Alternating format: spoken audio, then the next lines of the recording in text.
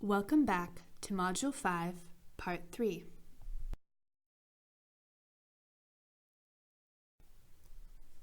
Now that we know what M&E is and how the M&E process works, we will look at the three major tools that are used to inform this process: the M&E results framework, key performance indicators, and the annual operational plan.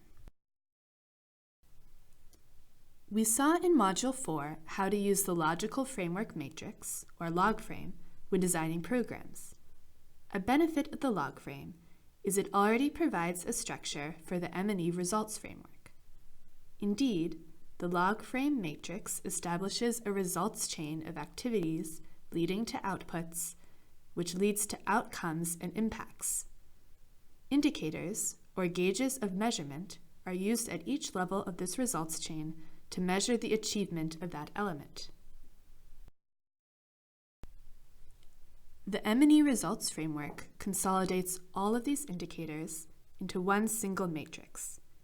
Each indicator will be accompanied by a baseline, or the starting situation, and a target, or what is hoped to be achieved, along with the source of information. In our example from the Rwanda Education Sector Strategic Plan, the objective, increased access to school readiness programs, is measured by the 6 different indicators that you see here, including 2 coverage indicators, the gross enrollment rate, or GER, and the net enrollment rate, or NER, both disaggregated by gender. The baseline that refers to the current situation in the country is 12.9% for the GER, and the expected target is set at 30% in 2017-18. The source of information would be the MS, and the population data from the National Bureau of Statistics. Here are some examples of the type of indicators used to measure each of the different levels of the results chain. These indicators tend to build on one another. Indicators of input/activities measure the financial, administrative, and regulatory resources provided by the government or donors to conduct the activities. An example of an input indicator would be the budget allocated to the planned activity, such as a training for ECE teachers. Indicators of outputs measure immediate and concrete results from activities, products, and services delivered. An example of an indicator would be the number of teachers receiving ECE child-centered training. Indicators of outcome measure the intermediate results or accomplishments for beneficiaries who can be individuals or institutions. An example of an outcome indicator would be the percentage of pre-primary teachers demonstrating increased competencies. Indicators of impact measure changes as reflected in the overall objective and longer-term results. An example of an impact indicator would be the dropout rate in the first year of primary as a proxy indicator of school readiness. When selecting indicators, it is crucial that they are able to measure what they are supposed to and are aligned with the expressed goal or objective. In considering criteria for good indicators, the acronym SMART is helpful to keep in mind. There are several definitions of SMART in the dedicated literature. We are proposing one definition here, with SMART standing for specific, measurable, attainable, relevant, and time-bound. Planners need to think carefully about which indicators to include in the M&E framework, keeping in mind the time that it takes to collect, analyze, and report on the necessary data. Another important element for proper M&E of the ESP, along with the results framework already discussed, is the matrix of key performance indicators, or KPIs. The KPIs are a selection of indicators which reflect the main objectives pursued in the ESP and will be included in the annual performance monitoring of the plan. There will only be a limited number of KPIs for the entire plan, usually not more than 30. Although, with the expansion of ESP thematic coverage under the Education 30 agenda, more KPIs might be required. The KPI matrix is meant to show an overview of the performance of the education sector. Selection of KPIs will be based on some requirements, including that they're mainly related to outcomes, measuring results of overall goals and objectives. They are easily understandable.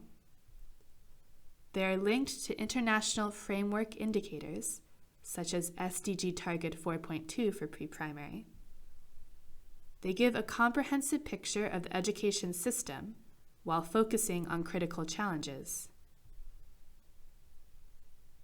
And special care should be taken that they are commonly agreed upon by all stakeholders and partners.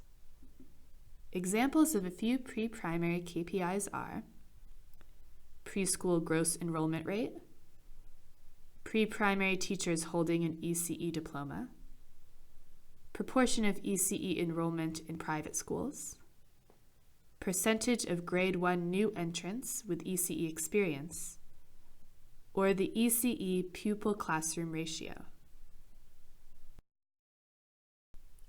Lastly, the preparation of annual operational plans is very helpful for the successful implementation and monitoring of the ESP. An annual operational plan, or AOP, is an annual work plan that indicates the precise targets to be reached during a given year and spells out in detail the activities to be undertaken, as well as responsibilities. For effective use, it should be closely related to the annual budget formulation. Note that in countries where there are effective annual operational plans, there is a tendency to not have multi-year action plans to avoid overburdening the whole planning process.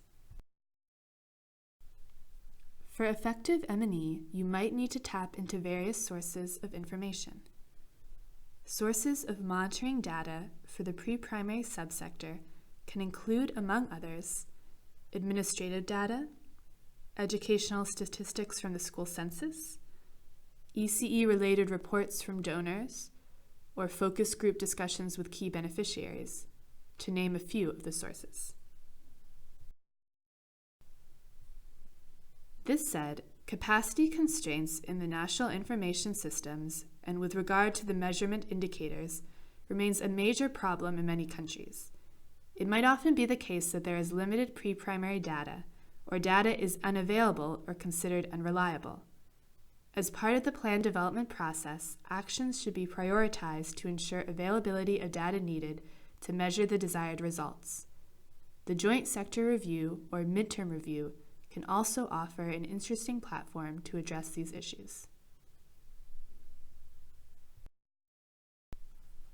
We have now covered all of the main stages in the plan preparation process. Once the various parts of the plan have been drafted by the technical working groups, they will be consolidated into a single document. The plan may then undergo an appraisal or assessment process, and endorsement by the local education group. These steps are optional, but they do constitute a requirement for GPE-eligible countries who wish to apply for GPE funding. This type of appraisal can be a very interesting exercise because it shows you the overall strength of the plan. The plan will then finally be adopted by the Parliament. Here are some useful appraisal questions that can help to assess how well ECE has been tackled in the ESP. Is there a national pre-primary service provision plan based on data and evidence? Does the plan prioritize availability of ECE services for the most vulnerable groups? Does the plan set realistic ECE targets and timelines? Are ECE programs adequately budgeted? Does the plan reflect the ECE human resources required for its implementation? Does the plan address the efficient acquisition, management, and deployment of ECE physical resources?